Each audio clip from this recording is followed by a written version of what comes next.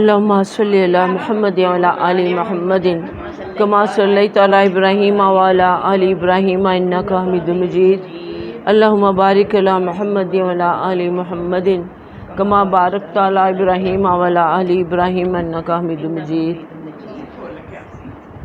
اعوذ باللہ من الشیطان الرجیم. بسم اللہ الرحمن الرحیم.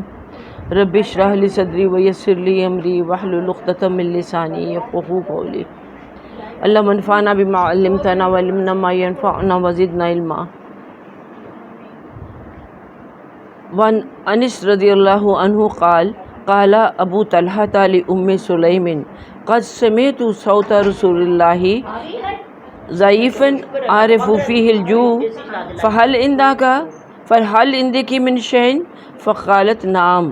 فأخرجت أقراصا من شعير ثم أخذت خمارا لها فلقلت الخبز ببعضه ثم دسته تحت ثوبي وردتني بعضه ثم أرسلتني إلى رسول الله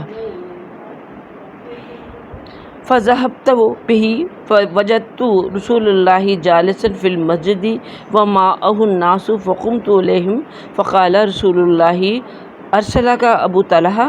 فقلت نعم. فقال عن الطعام؟ فقلت نعم. فقال رسول الله قوموا فانطلقت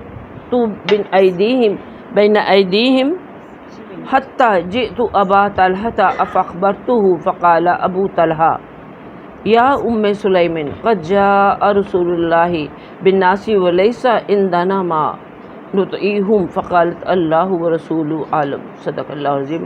ماشاء اللہ بڑی لمبی حدیث ہے. ہاں، اور ظاہر پڑھنے میں اچھا لگتا ہے. آپ صلی اللہ علیہ وسلم کے الفاظ اتنے ہمیں تو پڑھنے نہیں آتے کیونکہ قرآن کی تو روانی ہوتی، ان کی روانی نہیں ہوتی. تو کوشش کرتے ہیں کہ وہی الفاظ جو آپ صلی اللہ علیہ وسلم کے زبان مبارک سے نکلے وہی الفاظ ہم آپ کو پڑھ کے سنا دیں. ہاں، ابھی ہم یہ حدیث نمبر 521 ہے. اور چلیے، حضرت انس رضی اللہ عنہ سے روایت ہے کہ حضرت ابو طلحہ رضی اللہ عنہ نے حضرت ام سلیم رضی اللہ تعالی عنہا سے کہا کہ میں نے حضور صلی اللہ علیہ وسلم کی آواز میں کچھ کمزوری محسوس کی ہے. اب دیکھیے، یہ پہلے تو ان سے تعارف آپ کا ہوا بھی، پھر سے یاد کرا دیں. ابو طلحہ اور ام سلیم دونوں میاں بیوی ہیں. حضرت انس رضی اللہ تعالیٰ، انس بن مالک، یہ کون ہے؟ وہ رسول پاک صلی اللہ علیہ وسلم کو جو ہدیۃً ام سلیم نے اپنے اس بیٹے کو بچپن میں دے دیا تھا. اور حضرت انس نے رسول اللہ صلی اللہ علیہ وسلم کی 10 سال وہ کہتے ہیں خدمت میں نے کی، اور آپ نے کبھی مجھے اف تک نہیں کہا تھا. تو یہ حضرت انس بن مالک، یہ ان کے والد کا نام تھا مالک بن نضر. جب ام سلیم مسلمان ہوئیں تو ان کے شوہر جو مالک بن نضر تھے وہ مسلمان ہو گئے، وہ نہیں ہوئے. تو پھر کچھ ایسے حالات ہوئے کہ وہ چھوڑ کے مکہ تو وہ شام چلے گئے تھے، وہیں جا کے فوت ہو گئے تھے. اب انہوں نے اپنی جو دوسرا نکاح تھا یہ ابو طلحہ رضی اللہ تعالیٰ عنہ سے ان کا ہوا یا کیا. تو اب ظاہر ہے وہ ابو طلحہ جو ہے ان کے سوتیلے باپ ہیں. ہاں، تو اس حوالے سے آگے دیکھیے. اور دوسری بات یہ جو حدیث ہمیں بتا رہی ہے کہ یہ بھی انہی دنوں کا واقعہ ہے جبکہ جنگ خندق ہو رہی تھی. ابھی پہلے جو حدیث ہم نے پڑھی ہے بڑی وہ تنگ دستی والی، وہ بھی جنگ خندق یعنی 5 ہجری. یہ ذہن میں رکھا کریں جنگ خندق کب ہوئی تھی. اس میں اب دیکھیے ایک طرف سردی کا، وہ انتہائی سردی کا موسم تھا.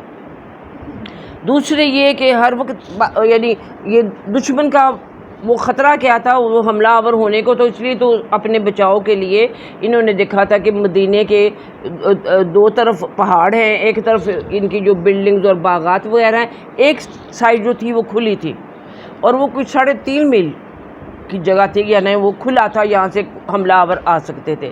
چنانچہ انہوں نے سلمان فارسی نے مشورہ دیا کہ فارس میں یعنی ایران میں ان کے ہاں یہ طریقہ تھا کہ اپنے بچاؤ کے لیے خندقیں کھود لیتے تھے. تو انہوں نے یہ مشورہ دیا، تو پھر آپ صلی اللہ علیہ وسلم اور سارے صحابہ کرام جو تھے وہ زمین کھودنے لگ پڑے. اور آپ کو پیچھے بھی ہم نے پڑھا ہے کہ اتنی سخت تھی وہ زمین کے بیچ میں چٹان آ گئی. تو وہ سب کے آپ نے سب کو بانٹ دی تھی جتنے بھی صحابہ تھے کہ اتنی آپ سب نے کھود لیا اور آپ نے اپنے آپ کو بھی شامل کیا اس میں کہ اس یہ کام میں بھی کروں گا. اور آپ دیکھیے آپ نے سب سے بڑھ کر وہ بہادری کے ساتھ وہ کام کیا تھا کہ وہ جو چٹان کسی سے نہیں ٹوٹ رہی تھی آپ صلی اللہ علیہ وسلم سے ٹوٹ دی. اور حال یہ تھا بھوکے مارے کہ 3 دن سے کچھ نہیں کھایا تھا, پیٹ پہ پتھر بندھے ہوئے تھے. ہاں صحابہ کرام نے بھی اور رسول پاک صلی اللہ علیہ وسلم نے بھی. ہاں جی 4 ہجری میں 5 ہجری میں 5 ہجری. تو اب یہ بیک گراؤنڈ کو ذہن میں رکھ کے تو آپ یہ حدیث سنیے پڑھیے. حضرت انس رضی اللہ عنہ سے روایت ہے کہ حضرت ابو طلحہ رضی اللہ عنہ نے حضرت ام سلیم رضی اللہ تعالیٰ عنہما سے کہا کہ میں نے حضور صلی اللہ علیہ وسلم کی آواز میں کچھ کمزوری محسوس کی ہے. ہاں اب دیکھیے کتنا ان کو خیال ہوتا تھا کہ ذرا سی آپ کی آواز میں بھی نکاہت محسوس کی تو وہ بھی ان سے برداشت نہیں ہوا. آپ دیکھیے پہلے حضرت جابر والی جو حدیث تھی وہ بھی وہی حضرت سے اجازت لے کے گھر گئے اور جا کے بیوی سے کہا کہ کچھ ہے تو روٹی پکانے کا بندوبست کو, اور کس طرح 1000 لوگوں نے وہ سب کچھ کھا لیا تھا, اللہ نے برکت دے. اب اسی طرح انہوں نے محسوس کیا کہ آپ صلی اللہ علیہ وسلم کی آواز کچھ کمزور ہے, حالانکہ اپنا بھی وہی حال سب کا ہو رہا گا, لیکن اپنا برداشت کر لیں گے, ان کا نہیں برداشت ہو سکتا.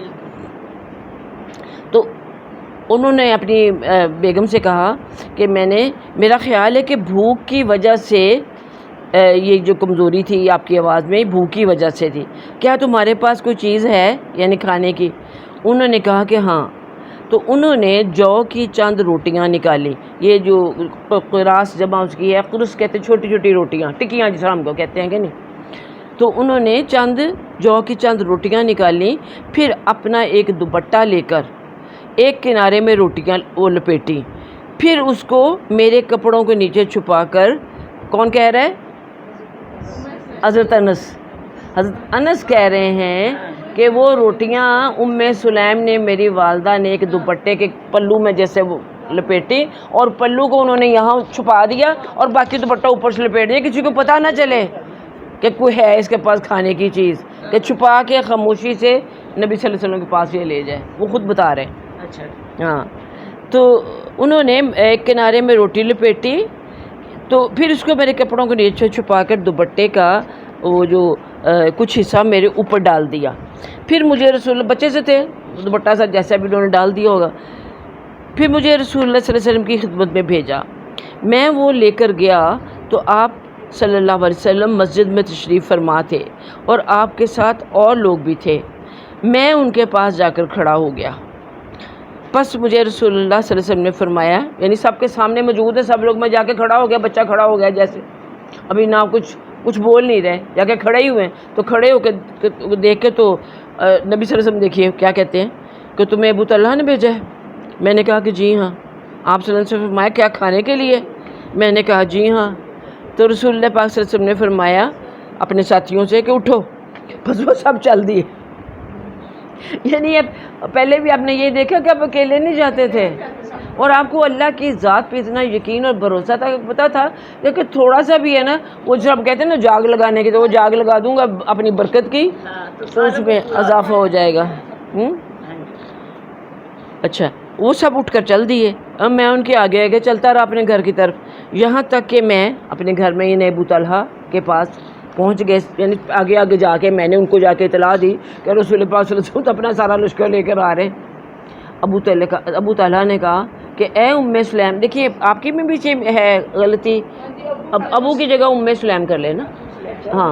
ہاں ظاہرہ بیوی کے نام میں تو ایسا ہو جاتا ہے مس پرنٹ بازو کا.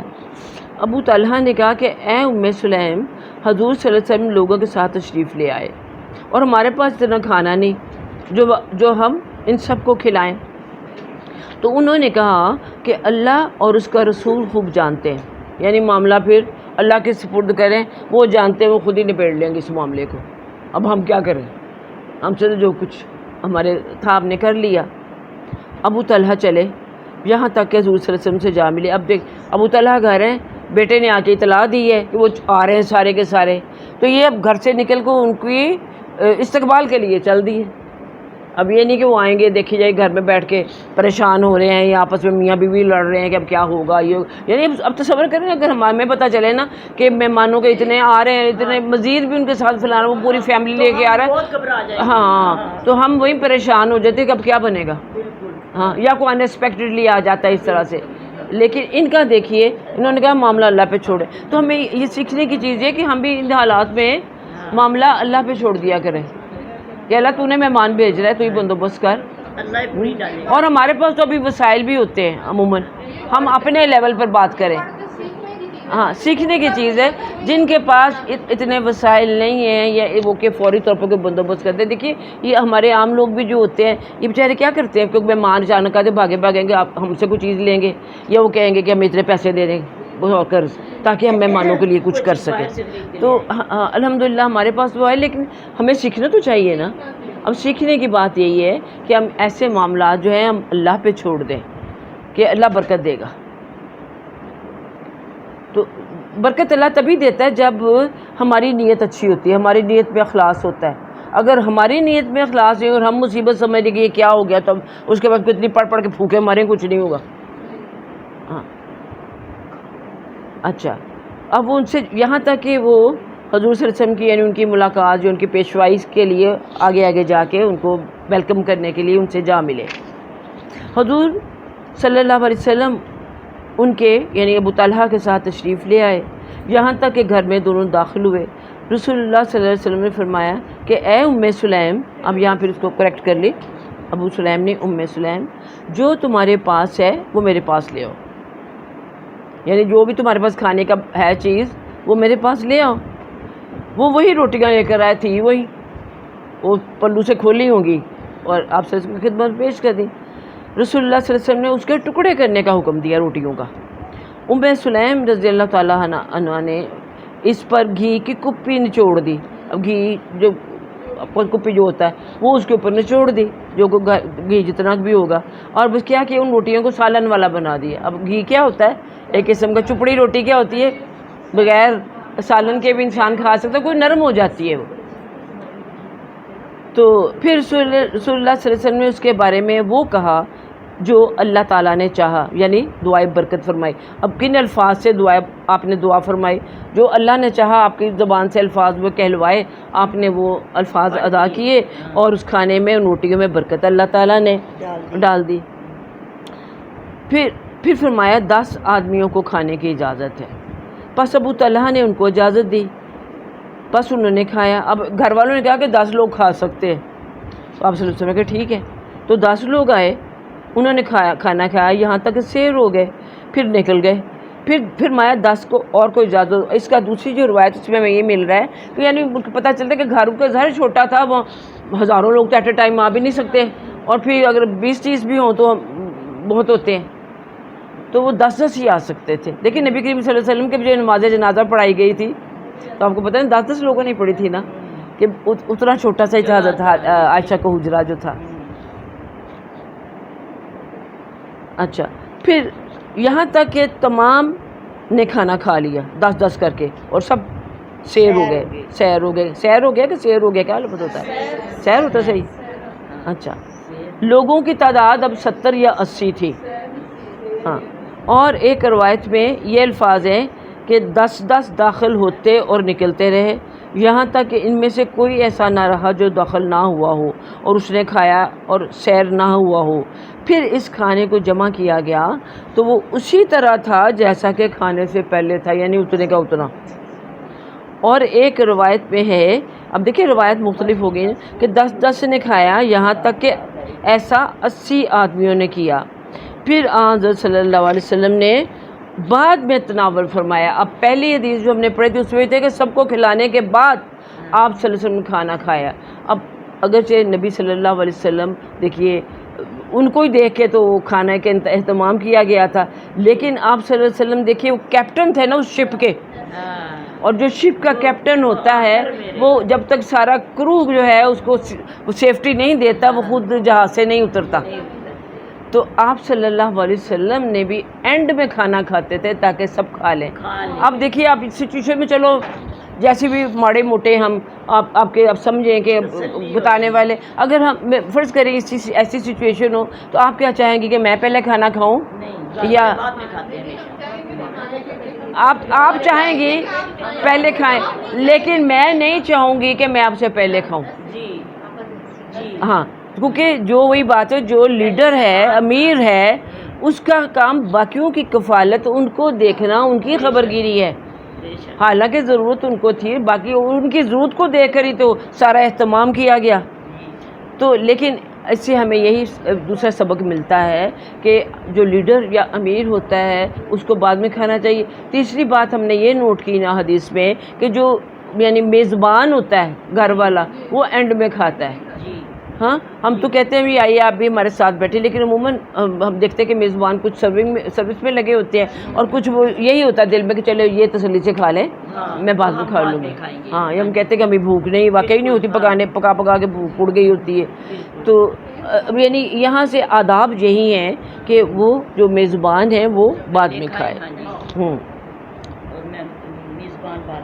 اچھا، اور گھر پھر صلی اللہ علیہ وسلم نے بعد میں تناول فرمایا اور گھر والوں نے کھایا اور بچا ہوا کھانا چھوڑا. اور ایک روایت میں ہے کہ پھر انہوں نے اتنا کھانا بچا کہ انہوں نے اپنے پڑوسیوں کو پہنچایا. ساری حدیث میں ہمیں یہ بھی سب باتیں پتہ چل رہی ہیں کہ اب یہ کہ اگر گھر میں زیادہ کھانا ہو تو ہمارا کیا حق ہے کہ ہم اپنے، اور خاص طور پہ جو اچھی چیزیں ہوتی ہیں اور جو بچوں کی یا شوہر کی پسندیدہ، اپنی تو بات چھوڑیں آپ. ہاں، ہم کہتے ہیں کہ یہ چلو پھر کھا لیں گے، فریز کر لیں یا سیکنڈ ٹائم کھا لیں گے، لیکن یہ نہیں ہوتا کہ ہم پڑوسیوں کو بھیج دیں یا کوئی اپنے سرونٹ سے ان کو دے دیں. کر بھی دیتے ہیں، ایسی کوئی بات نہیں ہے، اور اچھی چیز دل چاہتا ہے کہ پڑوسیوں کو بھیجیں وہ اور ان سے کچھ ہمارے شیئر کریں وہ، لیکن اب رویے مختلف ہے نا. سیکھنے کی بات یہ ہے کہ ہمیں بھیج دینا چاہیے جی اور رکھے نا. ہاں، اور حضرت انس رضی اللہ تعالیٰ عنہ کی ایک روایت میں ہے کہ میں ایک دن رسول اللہ صلی اللہ علیہ وسلم کی خدمت میں حاضر ہوا. میں نے آپ کو اپنے صحابہ کے ساتھ بیٹھا ہوا پایا اور آپ نے اپنے پیٹ کو ایک پٹی سے باندھ رکھا تھا. پیٹ کو کھڑا رکھنے کے لیے جیسے پتھر باندھے ہوئے تھے، ویسے پیٹ کے اوپر پٹی، یعنی ایک دوپٹہ جسے سب میں لیجیے کہ ہم باندھ لیں. تو میں نے آپ صلی اللہ علیہ وسلم کے بعد صحاب سے کہا کہ آپ نے اپنے پیٹ پر پٹی کیوں باندھی ہوئی ہے؟ تو انہوں نے کہا کہ بھوک کی وجہ سے. میں ابو طلحہ کے پاس گیا. اب یہ میں کون ہے؟ پھر وہ حضرت انس کی روایت ہے نا. یہ ام سلیم بنت ملحان کے خاوند ہیں. پس میں نے کہا کہ ابا جان، اب ظاہر ابا جان ہی تھے وہ، میں نے رسول اللہ صلی اللہ علیہ وسلم کو دیکھا کہ آپ صلی اللہ علیہ وسلم پٹی سے اپنے پیٹ کو باندھنے والے ہیں، باندھے ہوئے. پس میں نے آپ صلی اللہ علیہ وسلم کے بعد صحابہ سے دریافت کیا تو انہوں نے بتایا کہ بھوک کی وجہ سے پٹی باندھ رکھی ہے. پس ابو طلحہ میری والدہ کے پاس آئے اور فرمایا کہ کوئی چیز موجود ہے؟ انہوں نے کہا کہ کچھ کھجوریں ہیں، کچھ روٹی کے ٹکڑے ہیں اور کچھ کھجوریں ہیں. اگر رسول اللہ صلی اللہ علیہ وسلم ہمارے پاس اکیلے تشریف لے آئیں تو ہم آپ کو سیر کر سکتے ہیں، اور اگر آپ کے ساتھ دوسرے آ جائیں تو ان سے کم رہ جائے گا. اور باقی حدیث کا ذکر کیے جو وہی حدیث، اس میں صرف روٹی کا ذکر ہے، یہاں کھجوروں کا ذکر ہے. ہاں، لیکن ہم یہ دیکھتے ہیں کہ وہ کھانا جو تھا وہ کم نہ ہوا، اور رسول اللہ صلی اللہ علیہ وسلم کی برکت کی وجہ سے ایک مرتبہ نہیں کئی مرتبہ اس طرح کا یعنی صورتحال ہوئی کھانا.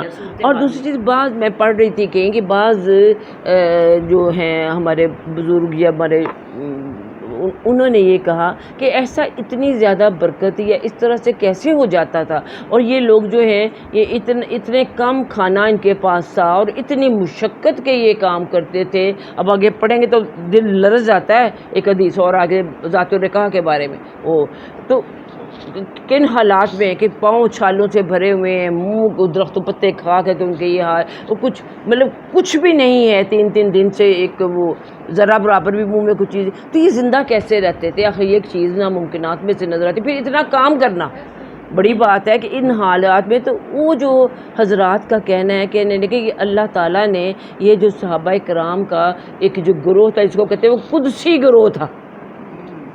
وہ ایک قدسی اللہ تعالیٰ نے ایک جماعت تھی جو تیار کی، جن کے دیکھیے اللہ تعالیٰ نے ان لوگوں کے حافظے بھی بہت تیز کی اپنی قدرت سے۔ اللہ جو چاہتا کرتے کہ نارمل انسان کا جو حافظہ ہوتا ہے اس کا وہ جو آپ دیکھیں نا کیلکولیٹ کر کے جو ان کے خاص ہوتی ہیں ان چیزوں کو میئر کرنے کے جو ان کے پاس ڈیوائسز ہوتی ہیں، تو ایک عام انسان کا کتنا ہوتا ہے، جو جن کے آئی کیو ہائی ہوتا ہے ان کا کتنا ہوتا ہے، جو جینیس ہوتے ہیں ان کا کتنا ہوتا ہے۔ تو یہ لوگ تھے ایکسٹرا جینیس لوگ، عبقری جن کو کہتے ہیں، ہاں یہ ہاں اللہ نے ان کے ذہن بنائے تھے، اتنے حافظے، اتنی ڈیٹیل۔ دیکھیں نا یہ حدیث جو ہے ایک ایک حرکت اور ایک ایک ان کے آپ صلی اللہ علیہ وسلم کا جو قول تھا اس کو یاد رکھ رہے ہیں، لکھ نہیں رہے ہیں، لکھنے والے بھی تو بعد میں آئے، یہ یاد رکھنے والے جو اپنی یادداشت سے بتاتے تھے۔ اللہ نے ان کی ایکسٹرا آرڈنری ان کو یادداشت عطا کی ہوئی تھی، اسی طرح اللہ تعالیٰ نے ایکسٹرا آرڈنری ان کو ہمتیں عطا کی ہوئی تھی، کیونکہ ان سے اللہ نے مختصر وقت میں وہ کام لینا تھا جو کہ عام طور پہ ممکن نہیں ہوتا۔ اب دیکھیے اس ساری ٹوٹل 23 سال کی مدت، اس میں 10-11 سال تو 12 سال تو مکے میں گزر گئے، باقی تقریباً 10 سال ہیں مدینہ کے، یعنی عملی طور پر پریکٹیکل جو آپ کو ٹائم پیریڈ دے گے، وہ تو 13 سال تو آپ کو ذہن سازی تھی، آپ کو مینٹلی پریپیئر کرنا، سارے جو لوگ اسلام لا رہے تھے، اور اب تھا جو کچھ سیکھا سکھایا تھا، جو عقائد تھے ان کو پریکٹیکل ورک، اور پریکٹیکلی 10 سال میں اب کیا یہ عام حالات میں ہم دیکھیں، آج کل تو خیب برکتی کا دور، 10 سال تو یوں گزر جاتے ہیں۔ ہماری حکومتیں دیکھیں وہی کہہ رہے کہ بھی 4 سال تو وہ عمران خان گزار گیا، تو اب یہ پتہ بھی نہیں چلتا کہاں وقت گزر جاتے، اور انہوں نے 10 سال میں اتنی جنگیں دوسرے ممالک کے ساتھ، انہوں نے جنگیں اور معاملات اور واقعات، اور ایک حکم جتنے قرآن میں آئے سارے مدینے میں جا کر آئے اور ان پر عمل درآمد کیا گیا، وہ چھوٹا حکم ہو اور بڑا ہو، اور ہمیں اتنی عمریں ہو گئی ابھی تک ہمیں اتنی توفیق نہیں ہوئی کہ ہم سود سے اپنی جان چھڑا سکیں اپنی قوم کو، اور ہم خواتین اپنے اوپر اللہ کے قانون نافذ کر کے کچھ شرعی پردہ ہی کر سکیں۔ یعنی سوچتے سوچتے اپنا ذہن تیار کرتے نہیں ہو رہا۔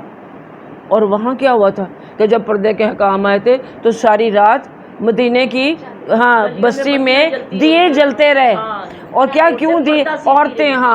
عورتیں کپڑے جوڑ کے اپنے لیے وہ چادریں اور دوپٹے بنا رہی تھیں، رنگ رہی تھی کالے رنگ کے، اور ساری رات وہ کرتے نہیں، حتیٰ کہ فجر کے ٹائم جب عورتیں نماز پڑھنے کے لیے آئیں تو عورتوں کی جو سائڈ تھی کہتے ہیں یوں لگتا تھا جیسے کبے بیٹھے ہوئے ہیں۔ ہاں تو اس طرح سے حکم ہوتا تھا۔ انہوں نے نہیں کہا پہلے تو صبح اٹھوں گی دیکھیں گی سہیلیوں سے پوچھوں گی وہ کر رہی ہیں کہ نہیں کر رہی، پھر میں بھی سوچوں گی، پھر میں کروں گی۔ ہاں تو ایسا کچھ نہیں ہوا۔ ہاں تو یہ اللہ تعالیٰ نے، اب یہ بات بھی کچھ لگتی ہے دل کو کہ اللہ نے اسلام کو غلبہ عطا کرنا تھا، جن کے ذریعے، اور ابھی بھی اللہ تعالیٰ ایسے معجزے ہمیں دکھا دیتا ہے، جن کے ہاتھوں جو کام کروانا ہوتا ہے اس کے لیے اللہ تعالیٰ ان کو تیار کر دیتا ہے اور کام ہو جاتا ہے اس آج کی دنیا میں بھی۔ اس لیے ہم اس وقت یہ بھی دعا کریں کہ اللہ تعالیٰ تو ہمیں کوئی ایسا لیڈر دے، ایسا حاکم دے جو نہ صرف ہمارے ملک کی لیڈرشپ کے لیے وہ آئے بلکہ پوری دنیا عالم اسلام کا لیڈر بن کے ہمارے سامنے آئے۔ اللہ تعالیٰ ہی ہماری یہ دعا قبول فرمائے۔ ہاں نہیں اللہ کے پاس کمی نہیں ہے اپنے بندوں کی۔ وہ ازواج مطہرات رضی اللہ عنہ کیوں نہیں کہہ رہا اللہ تعالیٰ کہ تم چھٹی کر جو، میں تمہاری جگہ اور تم سے بہتر لے آؤں گا، اور اس میں یہ کتنی کوالٹیز ہوں گی تم سے، تمہارے اندر شاید اتنی کم ہو، ان کے اندر تو اللہ کے پاس تو کمی نہیں ہے، اور دعا مانگنے میں کوئی حرج نہیں ہوتا، اس کو ویسے بھی مانگا کریں گے دعا اللہ سے، اور اس حدیث کو مد نظر رکھیں جو بات ابھی آپ کو بتائی گئی۔ ہاں اچھا جی، اب ہمارا الحمدللہ نیا باب شروع ہو رہا ہے، اور یہ باب کا جو عنوان ہے باب القناعت والعفاف والاقتصاد فی المعیشت والانفاق۔ کیا ہے باب القناعت؟ قناعت، عفاف، میانہ روی۔ عفاف کہتے ہیں اصل میں اقتصاد تو میانہ روی ہے، اور عفاف کو جو آپ کی ضرورت پوری کر دے، عفاف کہتے ہیں جو کہ آپ کی ضرورت پوری جس سے ہو جائے، اور بلا ضرورت سوال کرنے کی مذمت، کہ جب تک ضرورت نہ ہو کسی کے آگے دستے سوال دراز نہ کیا جائے. قناعت کرنا، ہاں جی، میانہ روی اختیار کرنا، معیشت میں ہر طرح کی اور بلا ضرور سوال کرنے کی مذمت. اب اس ضمن میں پہلی جو حدیث ہے، پہلی حدیث نہیں، پہلی جو آیات ہیں یہ ساری، پہلے آپ کو پتہ ہے کہ امام نووی جو اس کتاب کے مؤلف ہیں، وہ جب بھی کوئی نیا باب لاتے ہیں اس باب سے کے متعلق جو ریلیونٹ حدیث آیات ہوتی ہیں قرآن کی، پہلے وہ پیش کرتے، پھر وہ آیات کے حوالے سے احادیث بیان کرتے کہ دیکھو اللہ نے اپنی کتاب میں بھی یہ باتیں فرمائی ہیں، اور ان آیات کی روشنی میں اللہ کے رسول صلی اللہ علیہ وسلم نے کیا فرمایا اور کیا کیا. تو اس سے ہمیں یہ بھی پتہ چلتا ہے کہ نبی صلی اللہ علیہ وسلم جو کچھ بھی کہتے یا کرتے تھے وہ قرآن پاک ہی کی روشنی میں کرتے تھے، اس لیے ان کا جو بھی فرمانا تھا وہ وحی خفی کی حیثیت رکھتا تھا. وحی جلی آپ کا کلیئر ہو گیا میں نہیں، یہ کون ساری وحی جلی یا وحی مطلوع ہوتی قرآن کی وحی، اور وحی خفی یا وحی غیر مطلوع جو احادیث کے ذریعے آپ صلی اللہ علیہ وسلم کو بتایا جاتا تھا. اب یہ پہلی جو آیات اس ضمن میں آتی ہیں وہ سب سے پہلے سورہ ہود کی آیت ہے. قال اللہ تعالی وما من دابۃ فی الارض الا علی اللہ رزقها، کہ زمین پر چلنے والا جو بھی جانور ہے اس کی روزی اللہ تعالیٰ کے ذمے ہے. بے شک.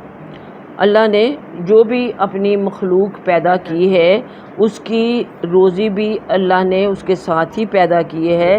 تو اللہ کا یہ وعدہ ہے، اللہ نے اس چیز کو اپنے ذمے لے، یہ نہیں کہ مخلوق کو پیدا کر دے بھوکا مرنے کے لیے، ایسا نہیں ہے. اس کو وہ تو آپ کو پتہ ہے 70 سگی ماؤں سے بھی زیادہ مہربان ہے. ماں بچے کے لیے مہربان ہے، وہ اس کے لیے اللہ تعالیٰ اس کی چھاتیوں میں دودھ پیدا کر دیتا ہے بچے کی پیدائش سے پہلے، اور اس کے رزق کا انتظام کرتا ہے. تو ہر مخلوق کے لیے ایسا ہی ہے.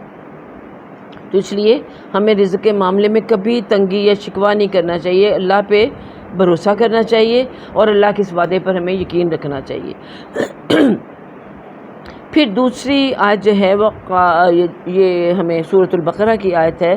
وقال اللہ تعالی للفقراء الذین اسروا فی سبیل اللہ لا یستطیعون ضربا فی الارض یحسبهم الجاہل الاغنیاء من التعفف تعرفهم بسیماهم لا یسألون الناس الحافا. یہ صدقہ ان فقراء کے لیے ہے جو اللہ کی راہ میں روکے گئے ہیں، زمین میں سفر کرنے کی طاقت نہیں رکھتے، یعنی اللہ کی راہ میں روکے گئے ہیں، گر گئے ہیں، کوئی اور ان کا ذریعہ معاش نہیں ہے، وہ جہاد میں نکلے ہوئے ہیں، وہ تبلیغ میں کے لیے پتہ نہیں کہاں کہاں گئے ہوئے ہیں، تو اللہ کے کام میں وہ لگے ہوئے ہیں. اس لیے اپنے اور اپنی فیملی کو سپورٹ کرنے کے لیے ان کے پاس کوئی طاقت ہی نہیں ہے کہ اس کے لیے بھاگ دوڑ سفر کر سکیں، یعنی تگ و دو کر سکیں، مال کمانے کی محنت کر سکیں. تو کسی کے آگے یہ سوال کرتے نہیں ہیں، اور حال یہ ہے کہ جاہل لوگ ان کو مالدار سمجھتے ہیں سوال نہ کرنے کی وجہ سے. لیکن تو ان کو ان کے چہروں کے نشانات سے پہچانے گا، یعنی چہرے ان کے بتاتے ہیں، چہرے کی علامات بتاتی ہیں، چہرے پھر کہ یہ انتہائی مسکنت کی حالت، مسکین ہے یہ اصل میں، یہ وہ لوگ مسکین جن کو کہا جاتا ہے. فقراء جو ہوتے ہیں تو ہاتھ پھیلا دیتے ہیں، فقیر جو ہوتے ہیں. جو مسکین ہوتے ہیں وہ سفید پوش وائٹ کالر جو لوگ ہوتے ہیں وہ انتہائی غربت کی حالت میں ہوتے ہیں، لیکن ان کو اپنا لباس اپنا آپ صحیح رکھنا بھی پڑتا ہے تاکہ لوگوں کو اوپر یہ نہ ہو کہ ہم برے حال سے. اور چونکہ وہ اپنی حالت ایسی ان کی ہوتی ہے، جیسے ہمارے یہاں دیکھ لیجئے کتنی کم تنخواہیں ہوتی ہیں جو ہمارا کلیریکل سٹاف ہوتا ہے گورنمنٹ کا ہوتا ہے، اور اسی طرح لیکن ان کو بھی صاف ستھری وردی پہن کے آنی ہے، اچھے کپڑے پہن کے آنے، آفس میں جب آنا ہے تو نہا دھو کے آنا ہے، اس طرح کی شرطیں. اب ان کے پاس اتنا صابن نہیں ہے کپڑے دھونے کے لیے، نہانے کے لیے، لیکن وہ کرتے ہیں. اب وہ نہانے دھونے میں اس میں کاموں میں لگ جاتے ہیں تو اب ان کے کھانے کا کمی ہو جاتی ہے، کھانے کی طرف لگتے ہیں تو ان کی بچوں کی تعلیم اور علاج اور یہ سب چیزیں. اب دیکھیں اب یہ گورنمنٹ اپنے طور پہ سب کو فقیر بنا رہی ہے ہماری. پچھلی گورنمنٹ بھی ربی بھی یہی لنگر خانے کھول دیں گے اور اگر ہم ان کو جی فلانی اسکیم ہو، ہیلتھ اسکیم اور یہ وہ کس کے پاس پہنچتا کیا ہے، وہ آج تک نہیں کوئی بندہ نظر آیا جس کے پاس پہنچا ہو، یہ راستے میں سب ختم ہوا آ جاتا ہے۔ کیوں نہیں ان کے لیے ایسے مواقع پیدا کیا جائے کہ وہ روزگار خود اپنے قائم کرے، اور ان کی عزت نفس جو ہے مجروح نہ، وہ لائنوں میں نہ لگے، وہ لنگر خانوں میں جا کے وہاں بیٹھ کے مفت کی روٹیاں نہ توڑے۔ تو یہ ایک تو یہ ہمارا یہ غلط اس طرح کا کچھ وہ کام ہوا اور ہونا نہیں چاہیے۔ بہرحال یہاں بھی وہی وہ لوگ ہیں کہ جو اپنا شو نہیں کرتے کہ ان کی حالت کیا ہے اندر کی۔ اب اللہ ان کے بارے میں یہاں فرماتے ہیں کہ عام لوگ، جاہل جو لوگ ان کو دیکھے سمجھتے ہیں کہ بڑے مالدار ٹھیک ٹھاک لگ رہے دیکھنے میں، ہمارے رشتہ داروں میں ایسے لوگ ہوتے ہیں جو، اور لیکن ان کے چہرے، ان کی حالت پیلے رنگ زرد ہوئے ہوتے ہیں، آنکھیں اندر دھسی ہوتی ہے، بچوں کی شکلیں دیکھ لیں، شکلیں بتاتی ہیں ان کی، بس سمپلی یہ سمجھ لیں۔ اور وہ لوگوں سے لپٹ کر سوال نہیں کریں گے کہ ان کے پیچھے پکڑ سے ہمارے فقیر پیچھے پڑ جاتے ہیں۔ تو ایسے لوگوں کو دینا سب سے افضل صدقہ ہوتا ہے۔ اب یہاں سوال نہ کرنے کا ہے نا ہمارا جو ٹاپک ہے، اس میں یہ آیت آ گئی۔ اچھا، پھر آگے اللہ تعالیٰ نے سورہ فرقان میں ارشاد فرمایا والذین اذا انفقوا لم یسرفوا ولم یقتروا وکان بین ذلک قواما، کہ وہ لوگ جب خرچ کرتے ہیں تو نہ فضول خرچی کرتے ہیں اور نہ بخل کرتے ہیں، بلکہ ان کے درمیان ہے ان کا گزران۔ اب یہ وہ جو عفاف یا کفاف جس کو کہا گیا ہے کہ اتنا ہے کہ اتنا ہو کہ اپنا گزارا ہو جائے، ہاتھ نہ کسی کے سامنے پھیلانا نہ پڑے۔ کیوں؟ اور ایسی صورت تب ہوتی ہے کہ جب آپ میانہ روی اختیار کرتے ہیں، جو آپ کے پاس ہے اس میں گزارا کرتے ہیں، جو ہے اس میں کہ نہ فضول خرچ کے ایک دفعہ کہہ کے ختم کر دیں۔ اچھا، بعض دفعہ دیکھتے ہیں لوگوں کو ہاتھ میں پیسہ آتا ہے نا، کھا پی کے پین وہ گیا بس، پھر ہاں اسی طرح اب عموماً مثالیں پھر ہمارے کام والوں کی آ جاتی ہیں۔ آپ عید کو ان کو کپڑے بنا کے دیں، نئے اچھے سے اچھے دیں، انہوں نے وہی کپڑے پہن کے آنا اور اسی کپڑوں میں انہوں نے جھاڑو پوچھے کر دیے، انہوں نے کپڑے نہیں بدلنے۔ اور ان کو کھانے کو کوئی پیسے دے دو، فٹافٹ لا کے بریانیاں کھا پھو کے ادھر سے شمار میں آ رہے ہیں، اور کھا پی کے ختم سارا مہینہ، پھر وہ حالت۔ ہاں جو بھی ہے ٹھیک ہے، دل تو ہر ایک کا چاہتا ہے، لیکن ہمیں یہاں کیا سکھایا گیا کہ جو آپ کے مینز ہیں ان کے اندر آپ رہیں، نہ فضول خرچی کر کے ختم کر رہے ہو۔ اب دیکھیں سورہ بنی اسرائیل میں یہی کہا گیا ہے کہ نہ اپنے ہاتھ اس لیے کھلے چھوڑ دو کہ سب کچھ ختم ہو جائے، اور نہ اتنے باندھ کے رکھو کہ کسی کو دینے کے لیے ایک پیسہ ہاتھ ہی نہ آگے بڑھے۔ تو یہ ہوتا ہے بخل، دونوں کے درمیان آپ یعنی درمیانی راہ اختیار کریں۔ ہاں تو بلکہ ان کے یعنی وہی بات ہے کہ چادر دیکھ کے پاؤں پھیلائیں۔ اب ہر ایک نے، اللہ نے ہر ایک کو ایک جیسا تو نہیں دیا ہوا نا، تو جو جتنی چادر اس میں پاؤں رکھے اپنے۔ اور آپ سے سب ایک اور اس میں کیا فرمایا، خیر الاموری اوسطھا، کہ بہترین کام کون سے ہیں، جو متوسط معتدل ہوتے ہیں، ہاں جن میں آپ یعنی اعتدال کی راہ اختیار کرے۔ پھر اللہ تعالیٰ نے فرمایا وما خلقت الجن والانس الا لیعبدون ما اريد منهم من رزق وما اريد ان يطعمون، کہ اللہ نے جنوں اور انسانوں کو اس لیے پیدا فرمایا کہ وہ میری عبادت کریں، کہ اللہ نے جنوں اور انسانوں کو اس لیے پیدا فرمایا کہ وہ میری عبادت کریں، میں ان سے کوئی رزق نہیں چاہتا اور نہ ہی یہ چاہتا ہوں کہ یہ مجھے کھلائیں۔ پہلی تو آپ نے بہت دفعہ پہلا حصہ جو ہے سنا پڑا ہوا، اب دوسرا جس آیت کا حصہ ہے وہ ہے کہ میں ان سے کوئی رزق نہیں چاہتا، جن انسانوں اور جنوں کو میں نے پیدا کیا ہے، اور نہ ہی یہ چاہتے ہیں کہ یہ مجھے کھلائیں گے تو میری گھر بار چلے گا، جس سے عموماً مذہبی پیشوا ہوتے ہیں اور اس طرح کے جو لوگ ہوتے ہیں لیڈر، ان کو جو مرید ہوتے ہیں وہی ان کے گھر اور ان کے خزانے بھرتے رہتے ہیں، وہ کھلاتے ہیں تو ان کی مریدی چلتی ہے، دربار بھی تبھی چلتے ہیں جب ان کو دیا جائے۔ بتوں کے بھی جو آستانے ہوتے ہیں اسی طرح چلتے ہیں، ہاں بت ان کو کچھ نہیں دیتے، وہ بتوں کو دیتے ہیں۔ تو اللہ تعالیٰ کہتا ہے میں تم سے کچھ نہیں چاہتا، بلکہ میں تو خود تمہیں کھلاتا ہوں۔ یعنی اگر ہم یعنی جو اللہ تعالیٰ ہمیں بار بار خرچ کرنے کے لیے کہتے ہیں تو اس کا مطلب یہ نہیں تو کہ اللہ کو ضرورت ہے کہ ہم اس کو دیں، بلکہ وہ کیا چاہتا ہے کہ اللہ کے دیے ہوئے سے جب ہم اللہ کی مخلوق پہ خرچ کریں تو اللہ ان کے اس عمل کی وجہ سے ان کو جنت میں لے کے جائے. ہاں تو جب دیکھیے بات یہ وہ حضرت مسیح علیہ السلام کی کہ جو انہوں نے کہا تھا کہ اپنے مال کو آسمانوں پہ جمع کرو، کہ جہاں انسان کا مال ہوتا ہے وہاں اس کا دل لگتا ہے. تو آسمانوں میں جمع کریں گے، اللہ کے پاس جمع کریں گے تو دل بھی تو وہاں لگے گا نا. ٹھیک ہے، تو اس لیے اب یہ جو آیات ہم نے پڑھی ہیں ان کے لحاظ سے اب اس کو آپ کی سمجھ میں آ گیا کہ جو ٹاپک تھا اور کتنی محنت سے یہ انہوں نے سلیکٹ کی ہوں گی یہ آیات، پھر مختلف باب بنائے، پھر اس میں حدیثیں لے کے آئے. بڑی کتنی محنت کے ان کے کام تھے. اللہ ان کو جزائے خیر دے جنہوں نے ہمارے لیے یہ سب کچھ کیا. اچھا، اب اس میں جو حدیث سب سے پہلے آ رہی ہے حدیث نمبر 522 ان ابی ہریرہ رضی اللہ عنہ عن النبی قال لیس الغنا عن کثرت الارض ولکن الغنا غنى النفس. حضرت ابو ہریرہ رضی اللہ تعالیٰ سے روایت ہے کہ نبی اکرم صلی اللہ علیہ وسلم نے فرمایا مالداری کثرت سامان سے نہیں لیکن مالداری نفس کے غنا سے ہے. غنا کیا ہوتا ہے؟ غنی کون ہوتا ہے؟ مالدار، بے نیاز. مالدار جو تو اس کو ضرورت نہیں ہوتی کسی صاحب نے ضرورت کو ہے تو وہ قرض لینے جائے یا وہ اسے مانگے کہ مجھے فلاں چیز کے لیے ضرورت ہے. غنی وہ شخص ہے جس کو کسی کی ضرورت نہیں. اللہ کے لیے، اللہ کی تو صفت ہی نا غنی ہے کہ اللہ بے پرواہ ہے، اس کو کسی کی ضرورت نہیں ہے، کوئی کسی کا محتاج نہیں. غنی وہ ہوتا ہے جو کسی دوسرے کا محتاج کسی بھی معنی میں نہیں ہوتا. تو اب یہاں نبی صلی اللہ علیہ وسلم فرماتے ہیں کہ غنی وہ شخص نہیں ہوتا جس کے پاس زیادہ مال ہے. ایزی ورڈز میں آپ اس کو سمجھیے. لیکن اصل مالدار وہ شخص ہوتا ہے جس کا دل جو ہے وہ امیر ہے، جس کا دل امیر ہے، جس کے دل میں غنا ہے، اس کو پرواہ نہیں ہے کہ وہ کہتا کہ نہیں اللہ اور دے دے گا.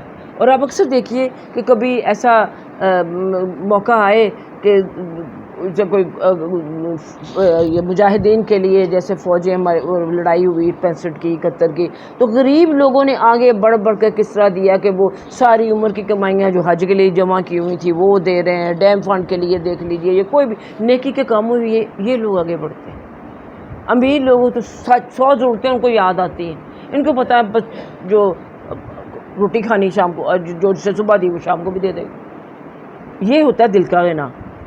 ہاں، اور کہ سارا بھروسہ کس پہ ہوتا ہے؟ اللہ پہ، کہ اللہ جو ہے وہ کرنے والا ہے، وہ دے دے گا اللہ کے. اور یہ کہ اصل جو چیز ہے کہ جو اللہ نے دیا ہوا ہے اللہ کی تقسیم پر وہ راضی ہیں کہ میرے مقدر میں جو تھا یا ہے وہ اللہ تعالیٰ نے مجھے دے دیا ہے اور اسی میں نے گزارا کرنا ہے، اور اس میں سے اللہ کے دیے ہوئے سے اگر میں دے دیتا ہوں اللہ مجھے پھر دے دے گا.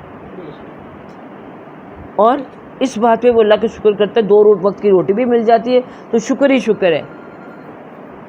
اور یہ نہیں کہ جو دوسرے لوگ ہیں ان کی طرف وہ لالچ بھری نگاہ سے دیکھے بھی اور ان کی مال پہ نظر بھی رکھے، وہ بے پرواہ ہوتا ہے. نفس یعنی ہم کہتے ہیں نا نیت بھری ہوئی ہے. غربت میں بھی جس کی نیت بھری ہوتی ہے نا اس کو نہیں پرواہ ہوتی کہ دوسرے کے پاس کتنا ہے. لیکن جس کی نیت میں نفس کے اندر لالچ ہوتی ہے، غنا نہیں ہوتا، تو وہ دوسروں کی طرف دیکھتا ہے اور کبھی بھی شکر وہ نہیں کرتا. یہ سمجھ آ گئی؟ تو پھر سے کیا پتہ چلا کہ غنا جو ہوتا ہے مال کی کثرت سے نہیں ہوتا کہ مال ہے تو اب وہ غنی ہو گیا ہے، بلکہ جس کے پاس زیادہ مال ہوتا ہے اس کو اور کی حرص زیادہ لگ جاتی ہے. تو غنی اصل میں وہ ہوتا ہے جس کا دل غنی ہے، دل امیر ہے. حدیث نمبر 523 حضرت عبداللہ بن عمر رضی اللہ تعالیٰ عنہما سے روایت ہے کہ رسول اللہ صلی اللہ علیہ وسلم نے فرمایا جس نے اسلام قبول کیا وہ کامیاب ہوا اور مناسب رزق دیا گیا اور اللہ نے جو کچھ اس کو دیا اس پر کرناز فرمائی. اب 3 چیزیں یہاں پر ہیں. سب سے پہلے سب سے بڑی نعمت کیا ہے؟ اسلام کی نعمت، کہ جس کو اسلام کی نعمت مل گئی وہ سب سے بڑی نعمت ہے. نمبر 2 وہ کامیاب ہو گیا. نمبر 2 جس کو مناسب یہ رزق و رزق کفافن، ہاں کفافن، کفاف رزق کیا ہوتا ہے؟ یعنی مناسب نہیں، کفافن ہے یہ، کفایت والا نہیں ہے، مناسب رزق دیا گیا کہ نہ بقدر ضرورت، یہ سمجھ، نہ زیادہ نہ تھوڑا، نہ زیادہ کہ وہ تکبر میں مبتلا ہو جائے، نہ تھوڑا کہ اللہ کی یاد سے ہی غافل ہو جائے۔ دیکھیے جب کم رزق ہوتا ہے تو ناشکریاں اور اللہ کو برا بھلا کہنا، اللہ کو کوسنا کہ ہمارے لیے اللہ کے پاس ہے ہی کچھ نہیں۔ دیکھیے یہ بہت بڑا امتحان ہوتا ہے، اس لیے پناہ مانگی گئی ایسی فقیری سے جو انسان کو کفر میں مبتلا کر دے، ایسی اللہ فقیری نہ دے۔ تو وہ دل میں گناہ ہوگا تو اگر تنگی ترچھی بھی ہے تو گزارا کرے گا۔ دیکھیے ہم لوگ اس چیز کو محسوس نہیں کر سکتے کیونکہ ہم ان حالات سے نہیں گزرے، ہاں، کیونکہ جب اپنے اوپر انسان کے وارد ہوتا ہے نا پھر اس کو محسوس ہوتا ہے۔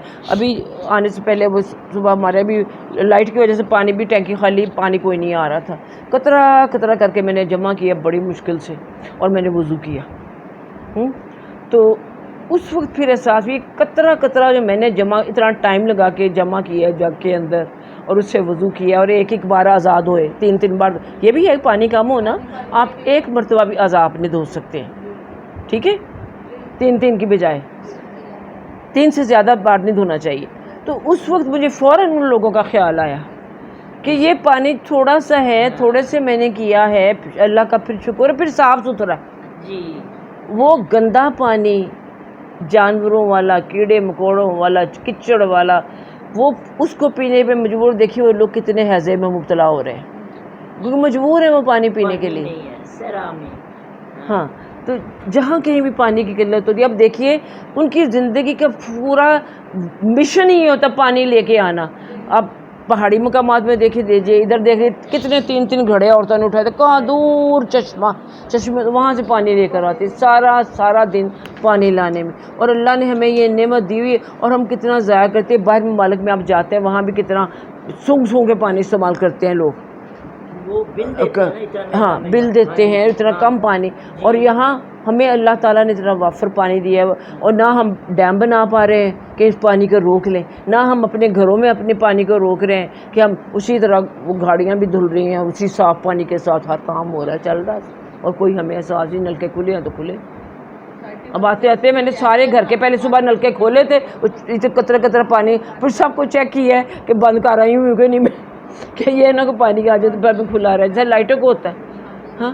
تو ایگزیکٹلی یہ دیکھو جب ہم پر وہ کیفیت آتی ہے، اور ہمیں پتہ ہے، تو مجھے پتہ ہے تو تھوڑی دیر بعد لائٹ آ جانی، سب ٹھیک ہو جانا ہے، ہاں۔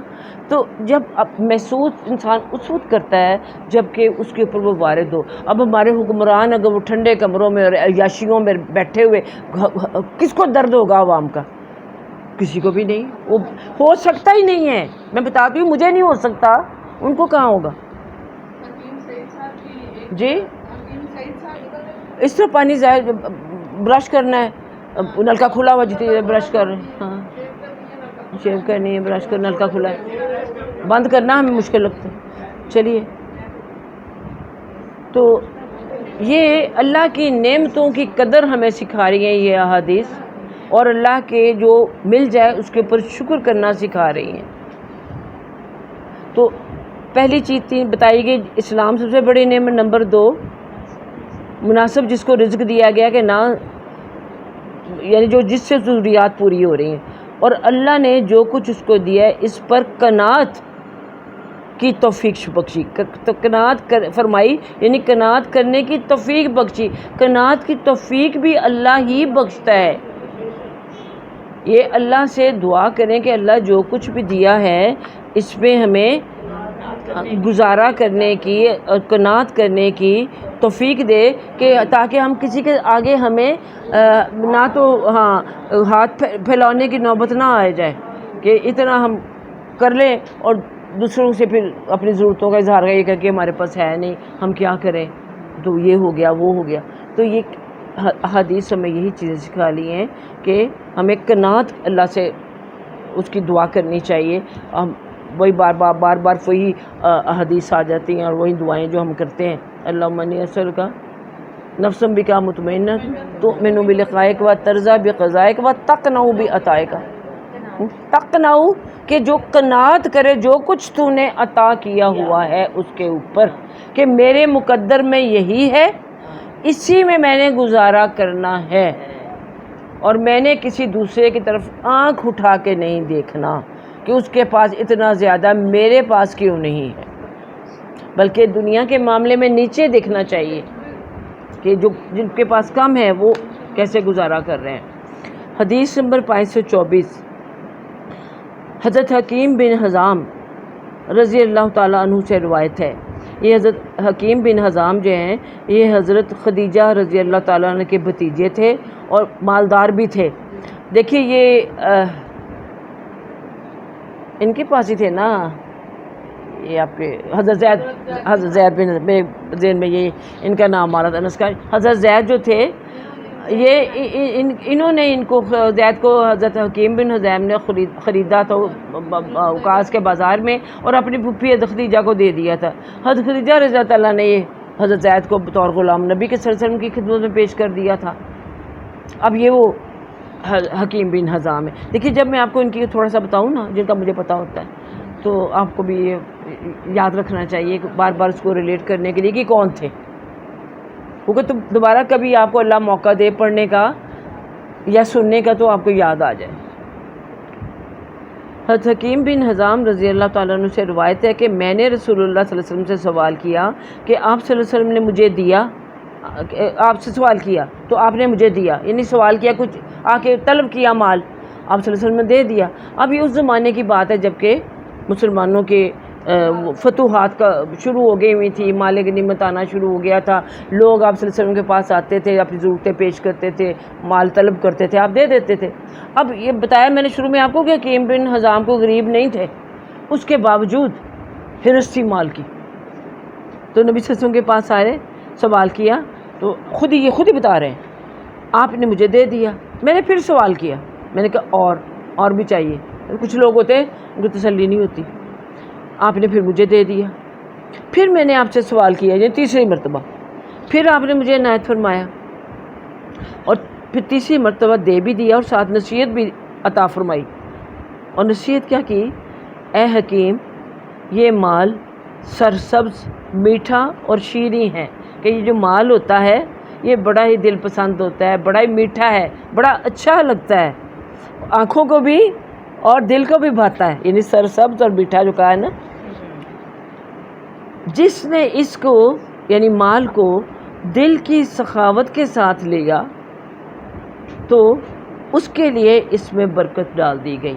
اب کیا کہ جس نے اس مال کو، جنہیں اللہ نے جس کو مال عطا کیا اور اس مال کے مل جانے پر اس نے بے نیازی کا رویہ اختیار کیا کہ جو بھی ہے ٹھیک ہے اللہ کا مال ہے، تو اللہ تعالیٰ اس کے مال میں برکت ڈال دیتے ہیں۔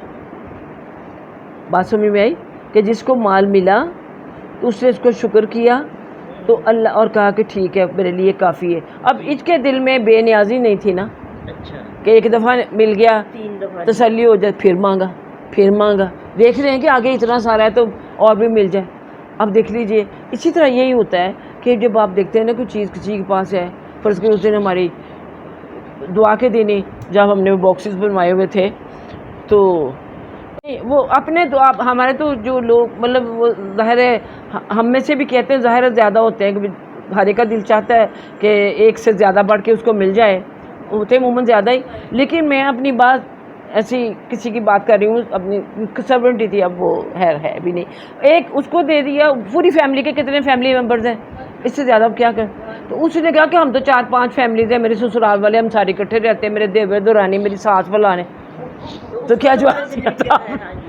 اب اس کی تسلی نہیں بجائے اس کی کہ اس کو خود کو اکیلا ملتا، اس کی پوری فیملی کے لیے دے دیا ہے، تو اس نے اب فارے ٹبر کے وہ بتا دیے کہ ہاں اب یہ چیز ہوتی ہے کہ نظر آ رہے ہیں بھی پڑے ہوئے ہیں تو مجھے اور مل سکتے ہیں۔ تو الحمدللہ آپ کو بھی بتا دیں کہ ہمارے جو بچ گئے تھے، ہم نے اپنے جو یہ گارڈز وغیرہ ہیں ادھر، ان کو اور کس کو بھیجے تھے ہم نے، کس کو دے کے آیا تھا، مزدور تھے اور اس طرح کے لوگ، اور بھی جو آئس کریم والا آیا اس کو دے دیا، پلمبر آیا اس کو وہ پکڑا دیا۔ ڈرائیوروں کو وہ تو دینے ہی ہوتے ہیں، وہ تو ہمارے اس میں ہوتے ہیں کہ زیادہ لوگ آ جائیں ہمارے استعمال ہو. لیکن میں آپ کو بات بتا رہی ہوں کہ اس طرح سے جب چیز نظر آتی ہے تو پھر وہ رہ نہیں سکتے دیکھ کے. ہاں تو پھر ان کو یہی سمجھایا کہ نہیں اتنے ہی کافی ہیں تم اب تمہاری فیملی کے لیے. ہاں اب سب کو ایک ایک ڈبہ مل گیا. اب ہم تو ذمہ دار نہیں ہیں کہ باقی سارے جو ارد گرد تمہارے ان کو بھی. تمہاری فیملی کے لیے ہاں ہاں بالکل.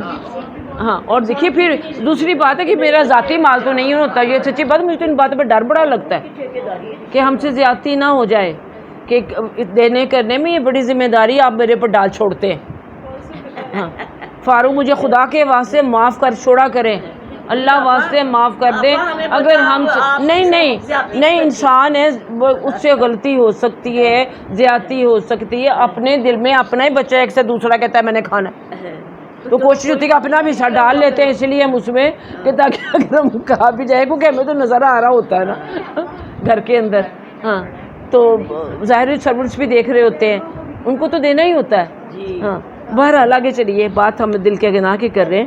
تو آپ نے ان کے حکیم بن نظام سے کہا کہ جس نے اس کو مال کو دل کی سخاوت کے ساتھ لیا، بے نیازی کے ساتھ لیا، کہ ٹھیک ہے اللہ کا شکر ہے اللہ نے یہ دے دیا ہے، ٹھیک ہے، اور اللہ اس کے مال میں برکت ڈال دیتا. جس نے اس کو نفس کی چاہت کے لیے لیا، لالچ کے لیے، نفس چاہ رہا ہے کہ اور کہ نفس کی لالچ کے لیے، تو اس میں برکت حاصل کیا، تو یعنی صرف اپنی حرص کو پورا کرنے کے لیے، تو پھر اللہ اس کے مال میں اس کو برکت نہیں دی جاتی. اور اس کی مثال اس طرح ہے جیسے کوئی کھاتا ہے اور سیر نہیں ہوتا. کہ کئی لوگوں کو آپ دیکھیں گے کہ وہ پیٹ بھر جاتا ہے، آنکھیں نہیں بھر جاتی، نیت نہیں بھرتی، چاہے وہ باہر نکلنے کو آ رہا ہو، لیکن ان کی کھاتا جاتا ہے، نیت نہیں بھرتی. ہاں تو نتیجہ پھر آپ کے سامنے ہی ہوتا ہے. تو اس کی مثال یہ دی گئی ہے کہ جتنا بھی اس کو مل جائے، اس کو تھوڑے دیر. نبی صلی اللہ علیہ وسلم نے کہا کہ ابن آدم کو اگر 2 وادیاں سونے کی دی جائیں تو وہ تیسری کی حرص کرے گا. انسان کے اندر یہ لالچ حرص اللہ نے ڈالا ہوا ہے، لیکن اسی پہ تو کنٹرول کرنا ہے. اور حل من مزید سے وہ جہنم، تو حل من مزید تو پھر آپ دیکھیے ہمارے بڑے لوگوں کو دیکھیے کس مصیبت میں دنیا میں پھنسے ہوئے ہیں، جھوٹ سچ بول کے. اب پہلے اکٹھا کیا ہے، اب اس کی آگے صفائیاں دینے کے لیے، اور اللہ کے سامنے جو جواب دہی ہونی ہے اس سے بالکل غافل ہے، وہ علیحدہ ہے. پھر آپ دیکھیے بڑی اچھی پیاری نصیحت ہے آگے. پھر آپ صلی اللہ علیہ وسلم نے ایک دوسری نصیحت بھی ان کو کی کہ ان کو حکیم بھی. اب دیکھیے آپ صلی اللہ علیہ وسلم کوئی موقع چھوڑتے نہیں تھے نصیحت، موقع کی مناسبت دیکھی، اس کے حوالے سے کوئی نہ کوئی نصیحت کر دی. اب ہم بھی کسی کو نصیحت کریں نا تو موقع دیکھ کر کریں، راہ چلتے کو نہ کریں کہ جہاں موقع ہے اس کی ریلیونٹ اس کے حساب سے کوئی بات بن رہی ہے تو آگے ڈال دیں تاکہ اس کو سمجھ میں آ جائے. اب باتوں ہی باتوں میں ہم ان کو دوسری نصیحت کیا کر رہے ہیں کہ میں نے کہتے ہیں کہ دینے والا ہاتھ لینے والے سے بہتر ہوتا ہے. یہ بھی نصیحت کر دی کہ تو جو لینے والا ہاتھ بار بار آگے کر رہا ہے، یعنی انڈائریکٹلی بھی اور ڈائریکٹلی بھی دونوں طرح ان کو سمجھا دی گئی یہ بات کہ دینے والا ہاتھ، اوپر والا ید العلیٰ خیر من ید السفلیٰ، اوپر والا ہاتھ دینے والا ہاتھ لینے والے سے بہتر ہوتا ہے. تو اس لیے آپ نے ان کو سکھا دیا کہ تم لینے والے نہ بنو، دینے والوں میں بنو. اور اللہ سے ہم سب کو بھی دعا کرتے رہنا چاہیے کہ ہمیں اللہ ہمیشہ دینے والا بنائے، ہمیں گیونگ اینڈ پہ رکھے، ریسیونگ اینڈ پہ نہ رکھے، ہم دینے والے بنیں.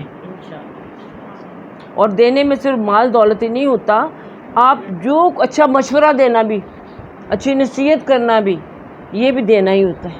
کسی کی بھلائی کا کوئی بھی کام آپ کر دیں وہ اس کو دینا ہوتا ہے. میں نے عرض کیا یا رسول اللہ صلی اللہ علیہ وسلم، قسم ہے اس ذات کی جس نے آپ کو حق دے کر بھیجا، میں آپ کے بعد کسی سے کوئی چیز نہیں لوں گا. یعنی اب میں نے آپ سے جو لے لیا سو لے لیا، آج کے بعد میں اللہ کی قسم کھا کر کہتا ہوں کہ میں کبھی کسی سے کوئی چیز نہیں لوں گا.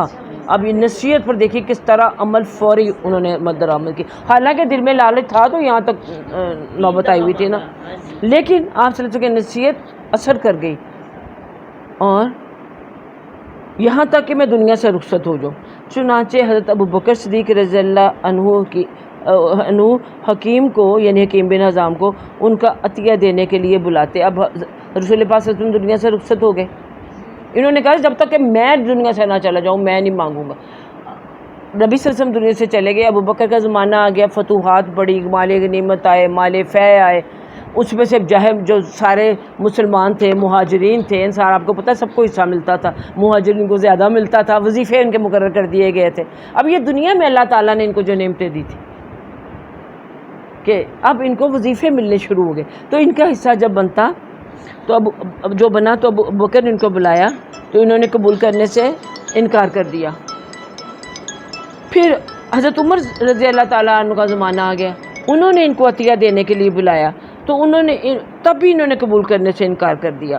حضرت عمر رضی اللہ تعالیٰ نے فرمایا کہ اے مسلمانوں، میں تم کو حکیم کے بارے میں گواہ بناتا ہوں کہ میں ان کے سامنے ان کا وہ حق پیش کرتا ہوں جو ان کو اس مال فے میں اللہ نے عطا کیا ہے، کہ جو ان کا حصہ یعنی مسلمانوں کو اب حضرت سے وہ نہیں لے رہے۔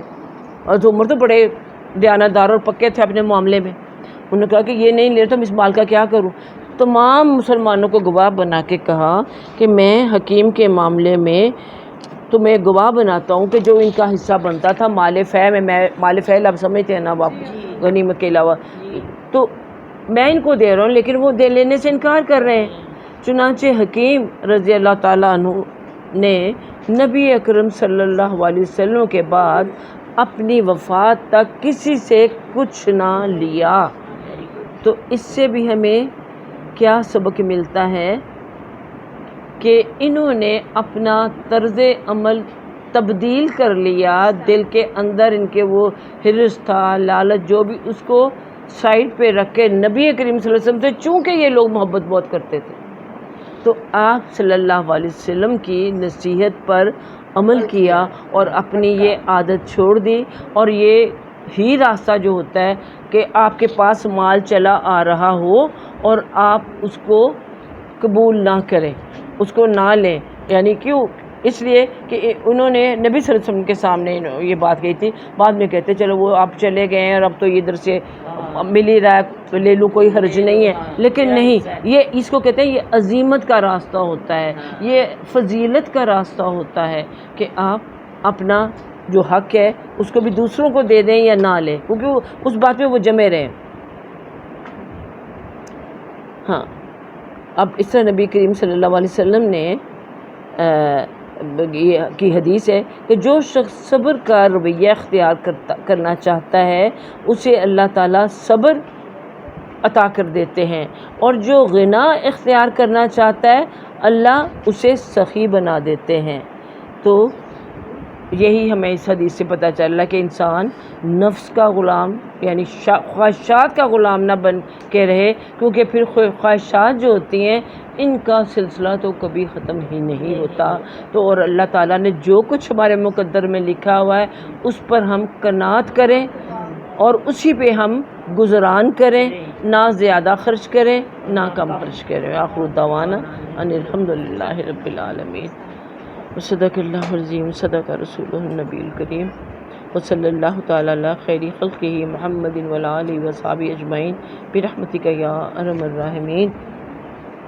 یا ارحم الراحمین، ہم سب کی سعادی کو قبول فرما، اور آپ کے حبیب محمد مصطفیٰ صلی اللہ علیہ وسلم کے احادیث مبارکہ کے حوالے سے جو کچھ ہم نے پڑھا، سنا، سیکھا، اللہ تعالیٰ یہ ان لوگوں کے لیے نصیحتیں نہیں تھیں، یہ آج ہمارے لیے بھی یہ نصیحتیں اسی طرح تر و تازہ ہیں جس طرح کہ ان لوگوں کے لیے تھی۔ یا اللہ تعالیٰ تو ہم سب کو بھی نفس کا غنا عطا فرما، اللہ ہمیں قناعت کرنے والے دل عطا فرما، اللہ تعالیٰ تو ہمیں صبر کی توفیق عطا فرما، اللہ تعالیٰ تو ہمیں دوسروں کو اپنی ذات پر ترجیح دینے والا بنا، ہم دوسروں کے خیر خواہ ہوں، ان کے کریں، اللہ پاک اپنے آپ کو ہم پیچھے رکھیں، اور اللہ تعالیٰ ہم سب کی اس حاضری کو قبول فرما لے، اور اے مولا کریم سب کے دلوں میں جو بھی نیک اور جائز ہماری حاجات ہیں ہماری پوری فرما دے۔ اللہ رزق کی طرف سے ہم سب کو بے پرواہ کر دے۔ اللہ تعالیٰ تو ہمیں توفیق دے کہ ہم رزق حلال کمانے کے لیے تگ و دو ضرور کریں، لیکن جو تو عطا کر دے اس کے اوپر ہمیں قناعت عطا فرما دے۔ اللہ ہمیں اپنی ضرورتوں کو محدود کر دینے کی توفیق عطا فرما۔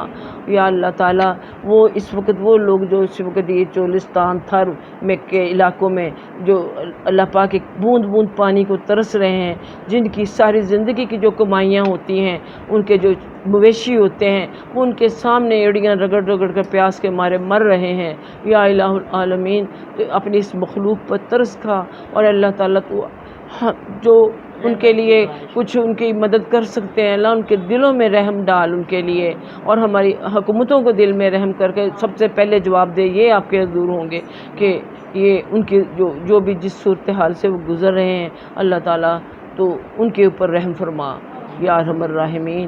اور اللہ تعالیٰ ہم بھی جو اس یہ لوڈ شیڈنگ اور اس طرح کے سب کچھ ہوتے سوتے جن حالات سے گزر ہیں، اللہ تعالیٰ تو یہ بھی ہمارے لیے جو مشکلات ہیں ان سے نکلنے کا راستہ پیدا فرمائے۔ جو ہمارے ملک میں جو مہنگائی ہے، بے روزگاری ہے، دیگر سارے جو مسئلے مسائل ہیں، اللہ تعالیٰ تو ہمیں ایمان کی دولت دے، اپنے اوپر بھروسہ کرنے کی صلاحیت عطا فرما، تو اللہ پاک یہ سارے مسئلے حل ہو سکتے ہیں یا رب العالمین۔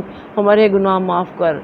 اللہ تعالیٰ عوام جو ہیں وہ بھی وہی کچھ کرنے پہ مجبور ہو جاتے جو ان کے حکمران ان سے چاہتے ہیں، تو اللہ تعالیٰ تو ہمیں عوام کا انعام نہ بنا۔ اللہ تعالیٰ ہمیں تو نے انسان بنایا ہے، ہمیں اپنے سوچنے سمجھنے کی صلاحیت ہے ان کو استعمال کرنے کی توفیق عطا فرما دے۔ ربنا تقبل منا انک انت السمیع العلیم وتب علینا انک انت التواب الرحیم۔ وصلی اللہ تعالیٰ علی خیر خلقہ محمد وعلی آلہ وصحبہ اجمعین برحمتک یا ارحم الراحمین۔ سبحانک اللہم وبحمدک نشہد ان لا الہ الا انت نستغفرک ونتوب الیک۔